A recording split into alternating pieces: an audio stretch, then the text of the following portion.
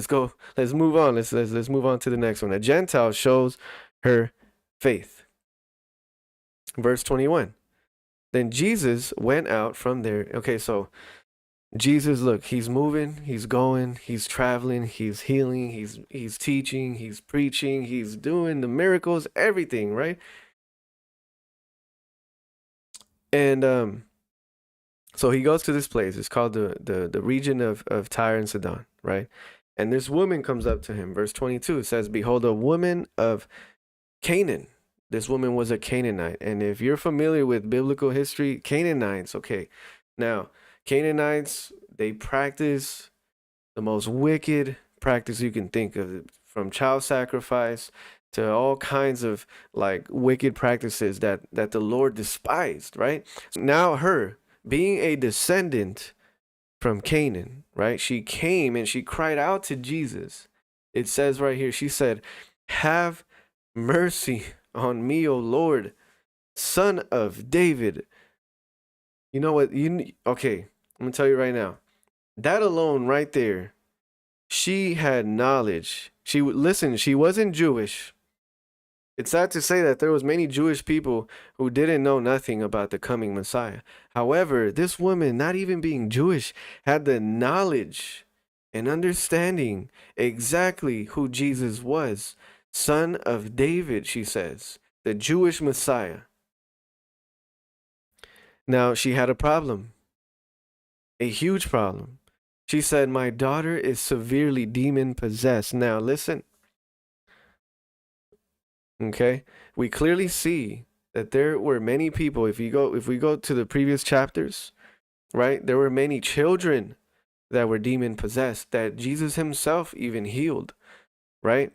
Now this is for people that don't think that children can be possessed by a demon. I'm gonna tell you right now, I'm sorry to tell you, that's not the way the world works. Children are even probably more susceptible to them, just because given their vulnerability, they need someone to constantly protect them and guard them and show them, right? Like keep them away from those evil influences. But now, listen, somehow, right? I'm assuming that this wasn't something new, and that, well, her daughter was demon possessed, because you got to remember the wicked practices of her family history, right? So somehow her daughter had become demon possessed. There had been an access open, right, for demons to just come and torment this little girl.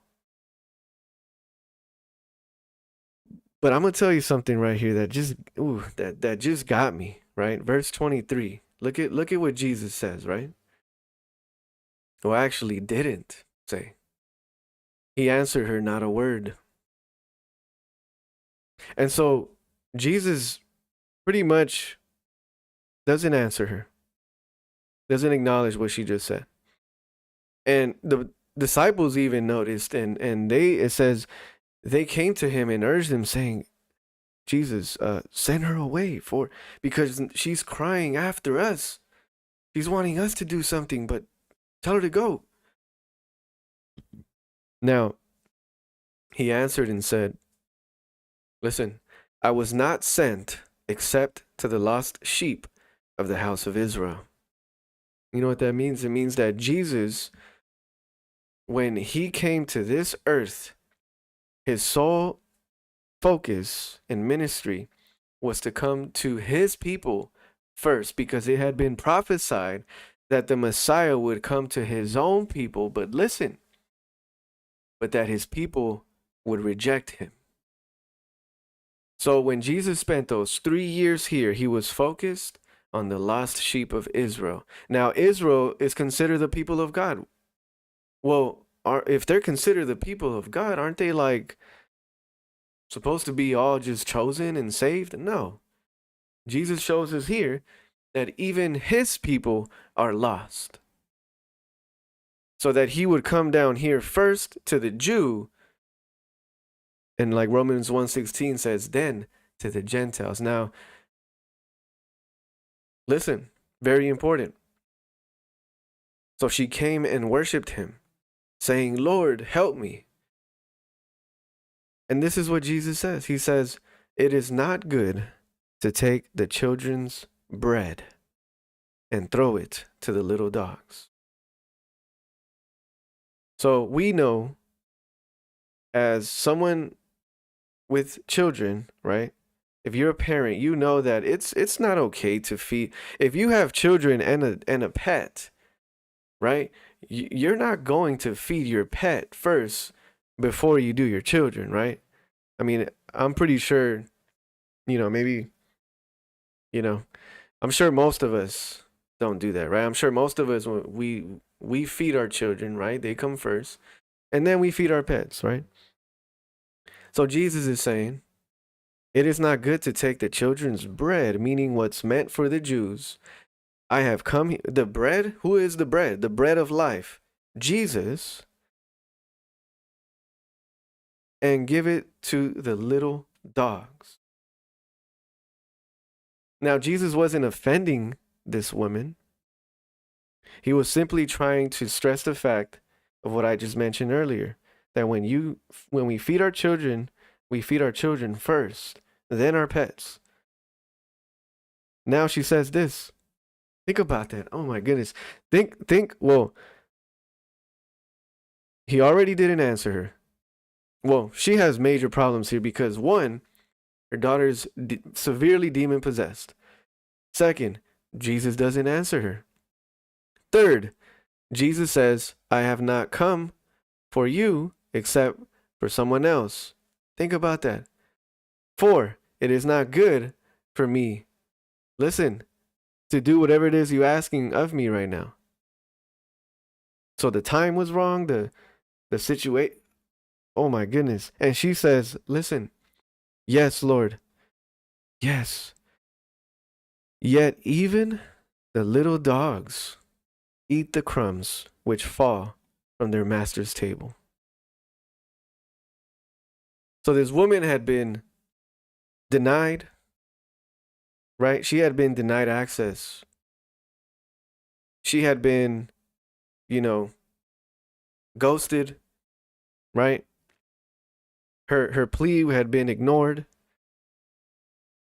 She had so many problems and so many things going against her. And see, what I'm trying to stress is that sometimes, look, Jesus, we might be asking Jesus, we might be going through something so severe sometimes that we're asking Jesus to help us in this situation, but there's no word. There's no answer from him. And so we try and we keep praying and we keep asking, Lord, and it's like, it seems like doors are closing, right? Of opportunity everywhere we go. Well, we get a news here, we get a news there. You've been denied this, you've been denied that. But look at her faith. She still believed that no matter, all she heard was no. All she could think of was Jesus, yes. And that right there, my brothers and sisters, see, Jesus answered and said to her, oh, woman, great is your faith. This woman's faith, listen, probably started off very small. But with in those stages that we saw, right, of Jesus not answering her, of Jesus telling her that he has come to the lost sheep first, that it is not good to take the children's bread and throw it to dogs, right? In those stages, her faith in the end, listen, was great. And see, a lot of those things have a purpose in our life. When we see nothing but doors being closed all around us, when we don't see how we're going to come out of things, it seems almost like we just keep getting bad news after bad news. And we're not hearing from God. God isn't talking to me right now. He's not showing me clearly right now anything. What happens is that those things are meant for your faith. ultimately, in the end, for Jesus to say, "Great is your faith. Let it be to you as you desire." And it says her daughter was healed from that very hour. Wow. So Jesus didn't deny the miracle from her, right? Jesus still was going to the Gentiles would still receive the promise of God. But this woman's faith, listen, allowed her to have access to it before everyone else did.